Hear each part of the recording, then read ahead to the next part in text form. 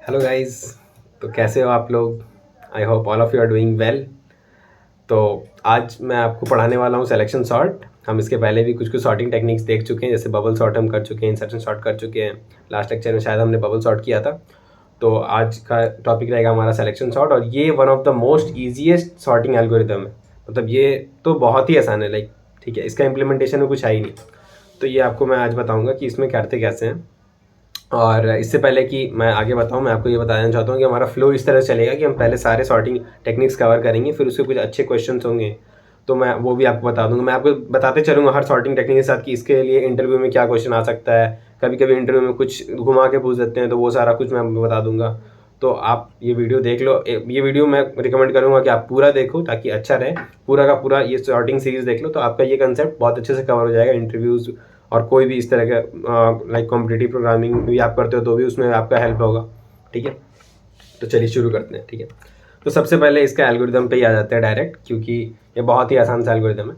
ठीक है, तो लेट से हमारे पास एक एरे है। ठीक है, लेट से हमारे पास एक 5 साइज का एरे है। लेट से 2, 9, देन 3, देन 5 एंड देन 1। ठीक है, लेट से this is the array. Okay, तो अब इसको सॉर्ट कैसे करते हैं? Using selection sort. ठीक है, तो सिलेक्शन सॉर्ट क्या करता है? अब देखो, आप इनिशियली जो एरे है, तो इनिशियली मेरा सॉर्टिंग एरिया क्या है? सॉर्टिंग एरिया हम क्या बोल रहे हैं? सॉर्टिंग एरिया का मतलब कि हमको कितने एरिया को सॉर्ट करना है। ठीक है, तो इनिशियली मेरा को क्या, मेरा सॉर्टिंग एरिया पूरा का पूरा एरे ही है। ऐसे को हम सॉर्टिंग एरिया लिख देते हैं। ठीक है, मैं यहाँ लिख भी देता हूँ आपके लिए सॉर्टिंग, या थोड़ा हैंड राइटिंग अगर खराब है तो उसके लिए सॉरी, है ना। ठीक है, तो अब सबसे पहले सॉर्टिंग एरिया में जो सबसे लोएस्ट इंडेक्स है, यानी कि अभी यहाँ 0th इंडेक्स, इस पे हमको सही वैल्यू ला के देना है। सही वैल्यू क्या होगा? इस पूरे एरे का मिनिमम होगा। ठीक है, तो हम क्या करेंगे यहाँ पे? सबसे पहले हम डिफाइन करेंगे यहाँ पे फर्स्ट पास। ठीक है, यहाँ पे फर्स्ट पास क्या होता है भाई? तो अभी हम क्या करेंगे, हमको जिस इंडेक्स पे हमको लाना है वो मिनिमम वैल्यू, उसको हम वहाँ पे हम दो चीज़ें इनिशियलाइज करेंगे यार, वहाँ पे जो वैल्यू है और हम बोलते हैं इंडेक्स।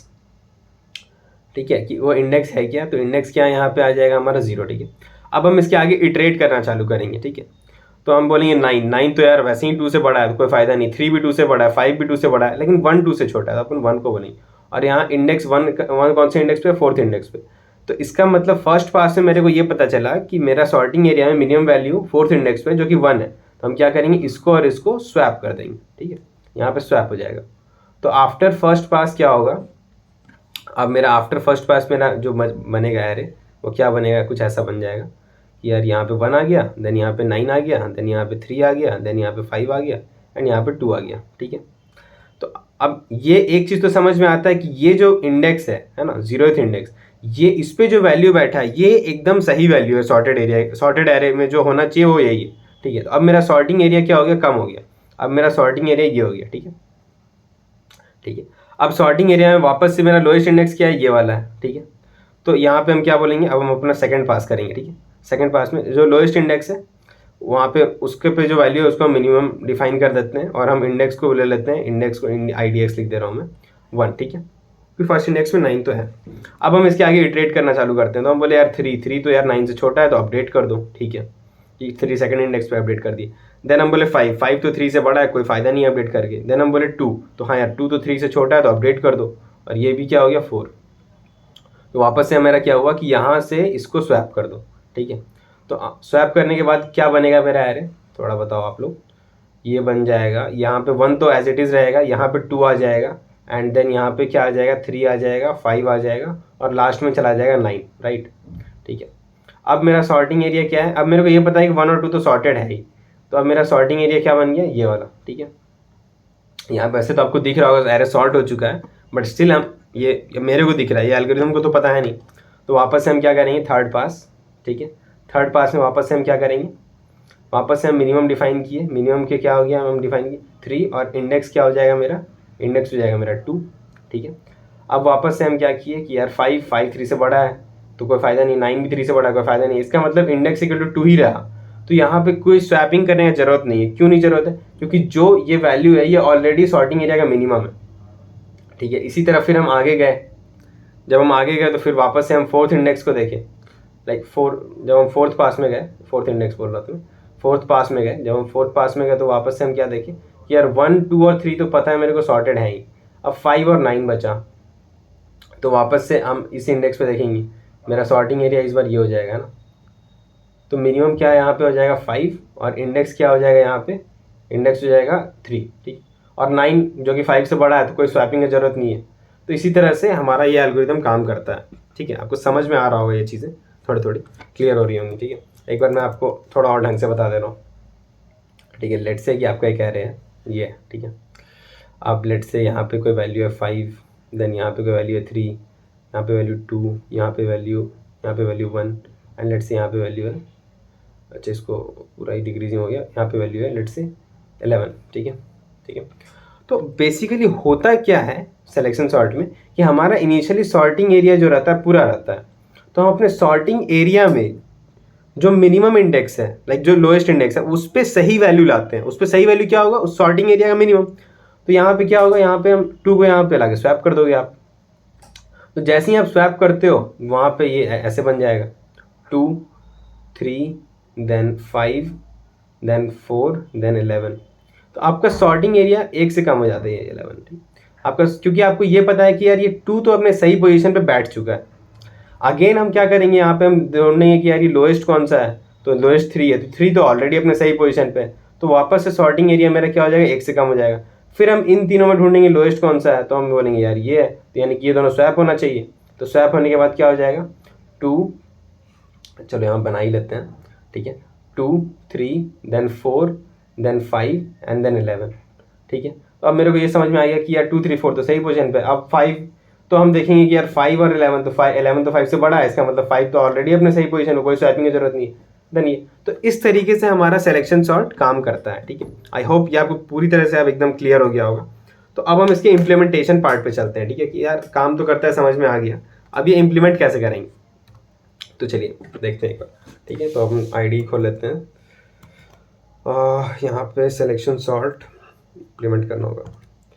एक सेकंड आप लोग रुक जाओ, यहाँ पे सब लाइन पे मैं खोल लेता हूँ। हाँ ठीक है, ये ठीक है। अच्छा मैं फाइल ओपन कर रहा था क्या, सॉरी, ओपन फोल्डर कर लेता हूँ और इधर पे सब लाइन खोलना है ना अपने को। हाँ ठीक है। अब यहाँ पे हम ओपन कर लेते हैं फाइल कोई सा भी, ठीक है, cp1.cpp,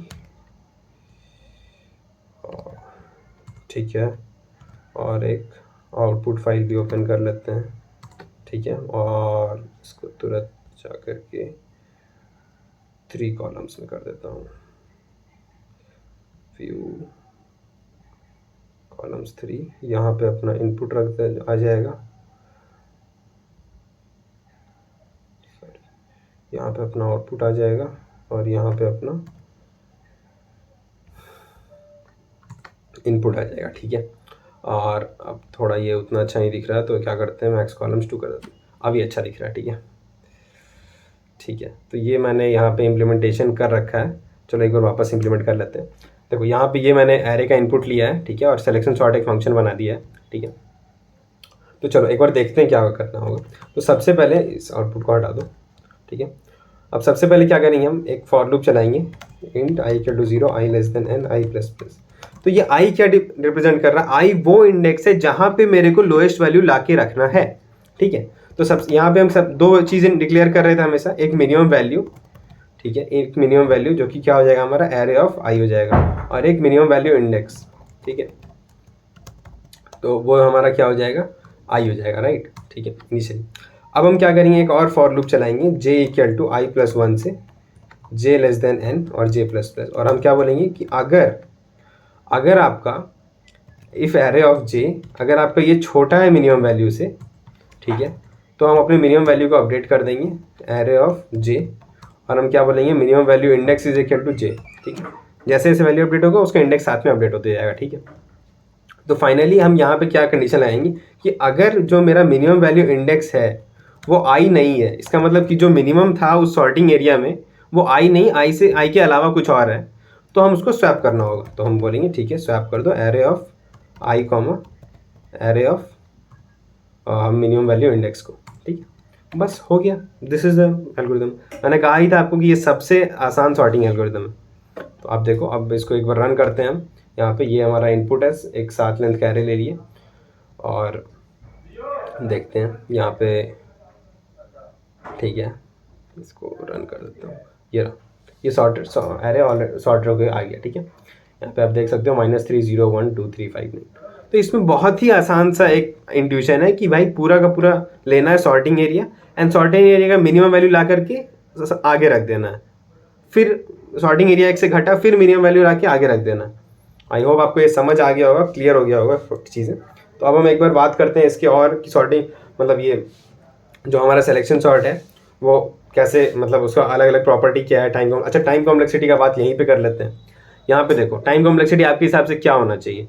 आपको दिख रहा है कि हम यहाँ पे बाहर वाला लूप मेरा कितना 0 से n-1 चल रहा है, यानी कि n बार चल रहा है, और अंदर वाला लूप मेरा i+1 से n चल रहा है, यानी कि सॉर्ट ऑफ वो भी n, मतलब n एग्जैक्ट n बार नहीं चल रहा है मेरे को पता है, बट वो भी काइंड ऑफ n टाइम्स चल ही रहा है। लाइक फॉर एग्जाम्पल i=0 के लिए अंदर वाला फॉर लूप कितना बार चलेगा, 1 से लेकर के n-1। ठीक है, तो 1 से यानी कि n-1 बार चला। i=1 के लिए n-2 बार चलेगा, तो n-1 plus n-2 plus n-3 ऐसे करते करते 1। तो आप ये जोड़ोगे, मैंने मतलब हमने इस तरह कैलकुलेशन पहले भी कर चुके हैं, अगर आपको थोड़ा सा फील लेना है तो मैं बता देता हूँ। n-1 प्लस n-2 प्लस ऐसे करते करते करते करते 1 तक। ठीक है, तो अगर आप ध्यान से देखोगे तो हमारा ये 1 को आप बेसिकली ये लिख सकते हो n-1, सॉरी यहाँ पे n- या फिर आप इसको 1 ही लिख दो। ठीक है, तो 1 से लेकर के n तक का 1 से लेकर n-1 तक का सम कितना होता है, n इंटू n-1/2। ठीक है, जो कि ऑर्डर ऑफ n स्क्वायर ही है, like sort of order of n square ही, क्योंकि हम जो छोटे कांस्टेंट होंगे उसको इग्नोर कर देंगे। ठीक है, तो इसका टाइम कॉम्प्लेक्सिटी कितना आ गया, ऑर्डर ऑफ n स्क्वायर। ठीक है, हालांकि हम जब भी टाइम कॉम्प्लेक्सिटी निकालते हैं हमें इतना दिमाग नहीं लगाना है कि n-1 और n-2, हमें नॉर्मल यहाँ पे दिख रहा था कि बाहर वाला भी n बार चल रहा है और अंदर वाला भी सॉर्ट ऑफ n बार ही चल रहा है। ठीक है, तो इसका टाइम कॉम्प्लेक्सिटी कितना हो जाएगा, n स्क्वायर। अब इसमें अच्छा मतलब ये खराब बात क्या है इस एल्गोरिदम का, कि इसमें बेस्ट केस भी n स्क्वायर ही आएगा, क्योंकि इस एल्गोरिदम को पता ही नहीं चलेगा, अगर एरे आपका बीच में सॉर्ट हो भी गया तो इस एल्गोरिदम को पता चलेगा ही नहीं ये चीज़। ये एल्गोरिदम तो एकदम फिक्स टाइप का है, तो इसमें आपको वर्स्ट केस भी n स्क्वायर है, बेस्ट केस भी n स्क्वायर। तो यहाँ आप देख सकते हो, चलो इसका प्रॉपर्टी एक बार डिस्कस करते हैं। तो यहाँ पे क्या मैंने लिखा है, वर्स्ट केस n स्क्वायर है, समझ में आता है, बेस्ट केस भी n स्क्वायर है, एवरेज केस तो n स्क्वायर होगा ही जब वर्स्ट बेस्ट दोनों n स्क्वायर है। ठीक है, अब स्पेस कॉम्प्लेक्सिटी का अगर हम बात कर रहे हैं तो यहाँ पे आप देख सकते हो, यहाँ पे हमने कोई भी एक्स्ट्रा स्पेस नहीं लिया है। ठीक है, मतलब ये कॉन्स्टेंट स्पेस ही लिया है, लाइक ये दो अलग अलग वेरिएबल डिक्लेयर किए थे, but that is constant space, extra कोई एरे तो हमने नहीं बनाया है। ठीक है, तो स्पेस कॉम्प्लेक्सिटी क्या हो जाएगा, ऑर्डर ऑफ 1 हो जाएगा। ठीक है, अब यहाँ पे इन प्लेस सॉर्टिंग एल्गोरिदम होगा, क्यों होगा, क्योंकि कांस्टेंट स्पेस है। ठीक है, अब अनस्टेबल होगा कि स्टेबल होगा इसका बात करते हैं। तो आपको मतलब इसमें थोड़ा सा ट्रिकी है ये वाला पार्ट कि ये एल्गोरिदम अनस्टेबल है कि स्टेबल है। तो यहाँ पे देखते हैं, लेट्स से कोई एग्जांपल ले लेते हैं एक एरे का। ठीक है, यहाँ पे हम ले लेते हैं एग्जांपल 4। ठीक है, 4 देन 1 4 1 4 ऐसा करते हैं 4 3 2 4 एंड 1। ठीक है, ये ले लेते हैं वैल्यू। ठीक है, इसको थोड़ा सा 3 बना दो, यार यहाँ पे 3, चलो इसको हटा दो, मैं वापस से ऐसा कर लेता हूँ 4 3 2 देन 4 एंड देन 1। ठीक है, लेट्स सी ये हमारा एरे है। ठीक है, ये हमारा एरे है। ठीक है, अब बेसिकली अनस्टेबल और स्टेबल का मैंने बहुत ही आसान सा फंडा आपको बताया था, क्या कैसे चेक करना है आपको, कि लेट से ये 4 है और इस 4 को 4 डैश बना दो। ठीक है, तो अगर सॉर्टेड एरे में भी हर बार अगर 2 सेम वैल्यू है और उसका रिलेटिव ऑर्डर सेम रह जाए, यानी कि 4 4 डैश से पहले हो जाए, ऐसा नहीं है कि किसी केस में आ गया तो वो स्टेबल है, अगर हर केस में वो आए तभी वो स्टेबल है। राइट, तो हम यहाँ पे अगर हम देखेंगे तो यहाँ पे सबसे पहले क्या होगा, ये और ये स्वैप हो जाएगा। तो जैसे ही ये और ये स्वैप हो गया तो यहाँ पे क्या आ जाएगा कि यहाँ पे 1 then 3 and then 2 and 4 dash and then 4। Right, तो आपको यहाँ पे दिख रहा होगा कि ये 4 ऑलरेडी 4 डैश के बाहर मतलब बाद चला गया, इसका मतलब कुछ तो गड़बड़ है। वापस से इसके बाद 2 और 3 स्वैप होंगे इसमें, तो 2 और 3 स्वैप होने के बाद भी क्या बनेगा, 1 then 2 then 3 and then 4 dash and then 4। तो इसका मतलब ये अनस्टेबल है। ठीक है, अनस्टेबल।